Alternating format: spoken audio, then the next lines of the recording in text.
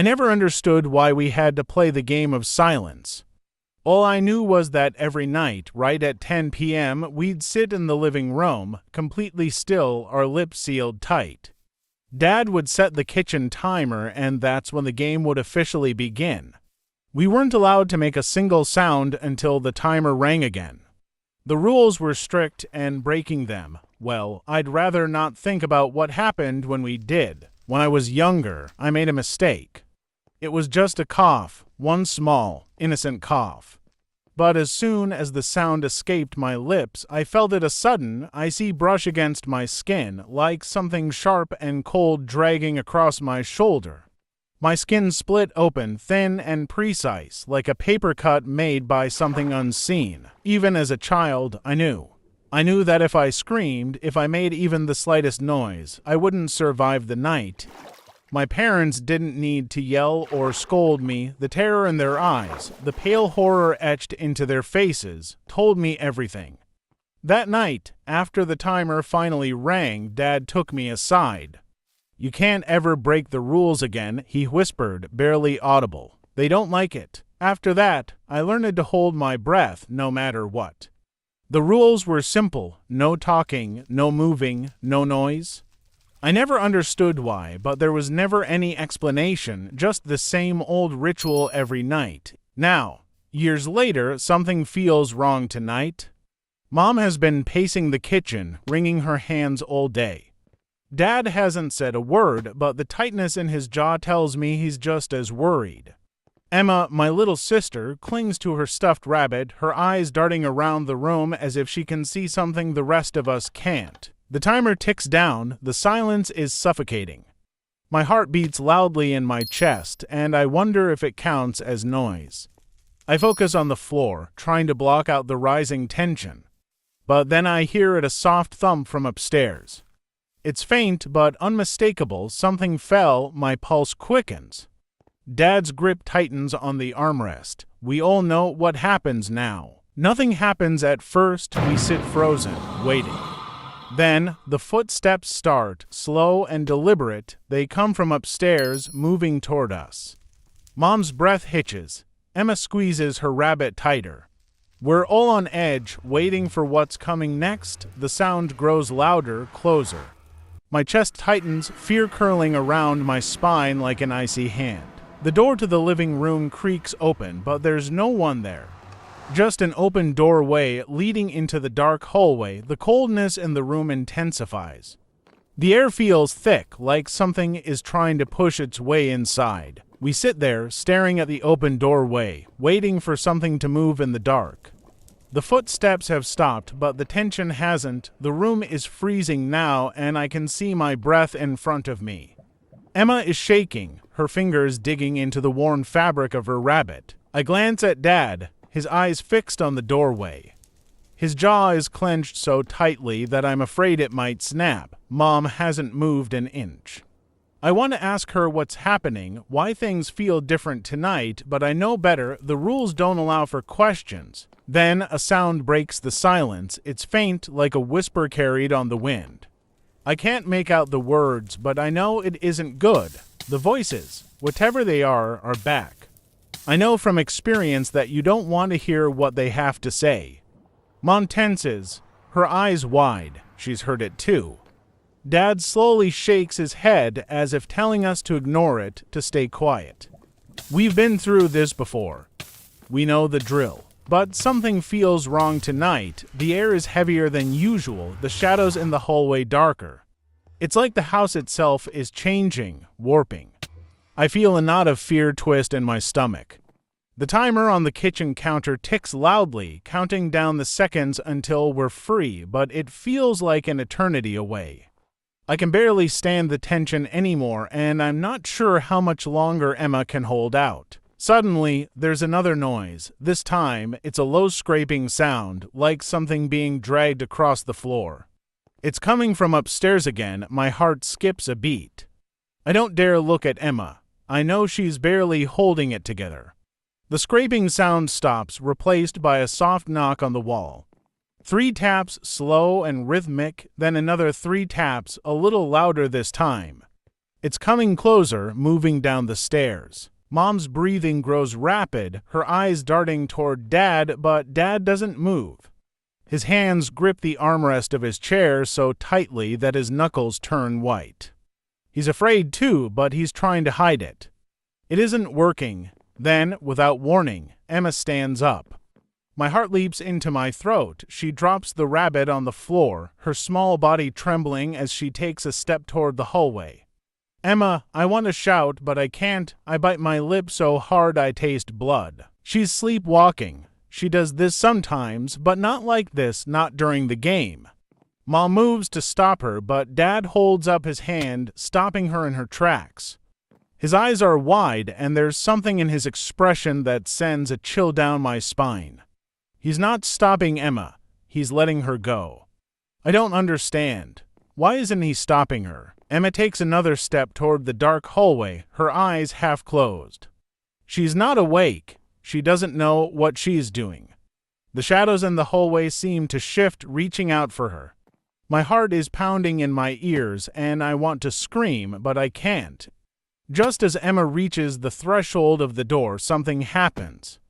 The scraping sound returns, but this time it's fast and frantic. It rushes toward us, and Emma freezes, her tiny frame standing at the edge of the darkness. The whispers grow louder, more insistent.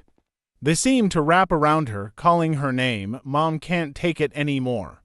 She jumps up, rushing toward Emma, but Dad grabs her arm, pulling her back with a strength I didn't know he had. No, he whispers, his voice strained. Let her go. Let her go. The words don't make sense. What is he doing? Why is he letting her walk into the dark? Emma takes one more step, and suddenly the door to the hallway slams shut.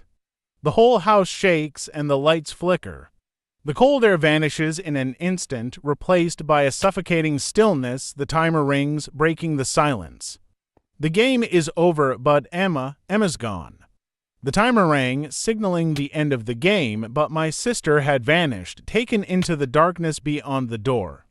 My mind raced, trying to make sense of what had just happened. I turned to my parents, expecting them to react, to rush toward the door, to find Emma, but they sat there, frozen, their faces pale, eyes wide with that same deep-rooted terror I'd seen before. It was as if they were waiting for something. "Where is she?" I whispered, my voice trembling. "Why aren't you doing anything?" Mom finally moved, slowly shaking her head. "We can't," she said softly, her voice barely audible. "The game is over." I couldn't believe what I was hearing. Emma was gone, and they were just sitting there. I stood up, my body shaking with fear and anger. "We have to find her." I shouted, louder than I should have, but I didn't care anymore. "My little sister is out there." Dad's voice was firm when he spoke, though his eyes betrayed his fear. "It's too late," he said. "The game has its rules." "Rules," I repeated, incredulous. "What about Emma?" "We can't just leave her. We can't go after her," Mom said, her eyes filling with tears. "Not now." The fear in their eyes, the trembling in their voices.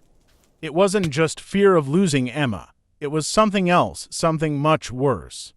They knew something I didn't, something they weren't telling me. I couldn't stand it anymore. I ran toward the door, throwing it open and stepping into the hallway. The air was colder, denser, as if the house itself had changed. The shadows seemed darker, thicker. I called out for Emma, but there was no answer. As I crept through the hallway, my footsteps echoed unnervingly. The house felt larger, more expansive than before, the walls stretching out into places that hadn't existed before. It was like the game had taken over completely, twisting the space around me. Then I heard a faint sound, almost like a sob. It was coming from upstairs. Without thinking, I rushed toward the stairs, my heart racing. I had to find her. I had to bring her back. Each step creaked under my weight, the air growing colder with every breath I took. I reached the top of the stairs and paused, listening. The sound was closer now. It was Emma, I was sure of it. I followed the sound down the hallway toward her bedroom door. It was cracked open, just a sliver of light spilling out. I pushed it open slowly, stepping inside, and then I saw her. Emma stood in the center of the room, her back to me. Her rabbit lay discarded on the floor, and she was whispering something, too low for me to make out. Relief flooded through me. She was here. She was safe. "Emma," I called softly, stepping closer. She didn't respond. She just kept whispering, her voice steady and calm. I moved closer, but something felt wrong.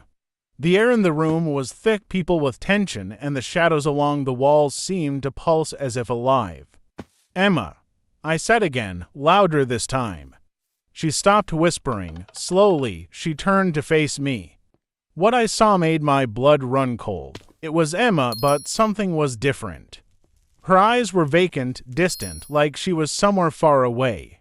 Her skin was pale, almost translucent in the dim light. Then I saw a faint line across her neck, as if something had gently traced the same cold cut I had felt years ago. "Emma," I took a step back, my heart pounding in my chest. She smiled, a small, eerie smile that didn't reach her eyes. "You should have stayed quiet," she said softly. Before I could react, the door behind me slammed shut, trapping us in the room. The temperature dropped instantly, and the whispers I had heard earlier began again, surrounding me. They were louder now, coming from everywhere at once. I turned to the door, trying to open it, but it wouldn't budge. I was stuck, and the shadows on the walls began to move, creeping toward me. Emma stood still, watching me with that unnerving smile on her face. "They're here," she whispered. "They want to play." The shadows inched closer, their forms shifting, becoming more solid. They moved toward me slowly, deliberately, savoring the moment. I pressed myself against the door, panic surging through me. "Emma, please," I begged, "we have to get out of here." But Emma just shook her head, that same empty smile on her face. "It's too late," she said. "The game is never really over." The shadows were almost upon me, their cold presence wrapping around me like a vice. My skin prickled, the same sensation I had felt years ago, the invisible fingers tracing across my neck. I was trapped, and I knew that if I made a sound, it would all be over. Then I heard a loud crash from downstairs. My parents had finally moved. "Emma!" Mom screamed from the bottom of the stairs. Her voice broke through the eerie silence in the room. I took the opportunity to shove past Emma, running toward the door. I slammed my shoulder against it, and it finally gave way. I rushed down the stairs, my legs trembling as I reached the bottom. My parents were standing there, wide-eyed and terrified. Behind them, the shadows continued to grow, spilling down the stairs like a dark fog, creeping toward us. "We have to leave," I shouted, grabbing my mom's hand. But she didn't move. "We can't leave the house," Dad said, his voice hollow. "If we leave, they'll follow us." "We don't have a choice," I shot back, glancing up at the stairs. The shadows were almost upon us, and I could hear Emma's footsteps echoing from the hallway above. Dad shook his head slowly. "This is our fault. We broke the rules." "What?" I stared at him, confused. "What are you talking about?" Mom's face was pale, her eyes filling with tears. "It's true," she whispered. "We broke the rules years ago, before you were born. We didn't know what we were doing, and ever since, the game has been watching us." The room felt like it was closing in around me. "So, what?" "We're supposed to stay here and let them take us." Dad didn't answer. He just stared at the shadows creeping down the stairs. "Go," he said quietly. "You and Emma, get out of here.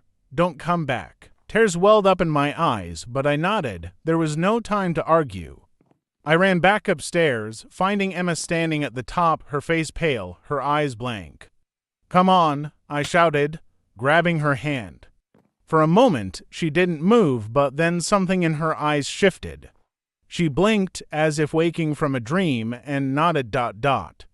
We ran down the stairs together, the shadows chasing us as we sprinted toward the front door.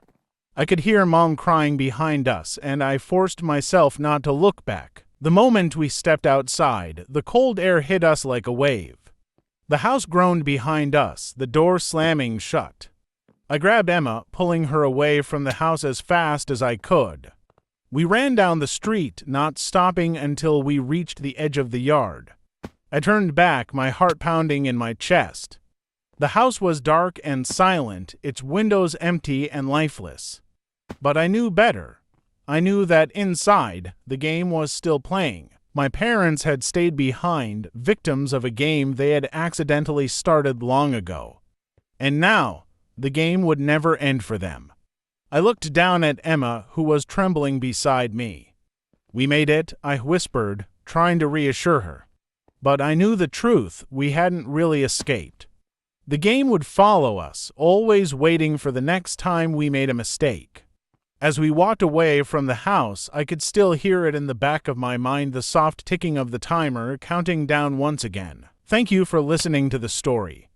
Please like, comment, and subscribe for more content like this.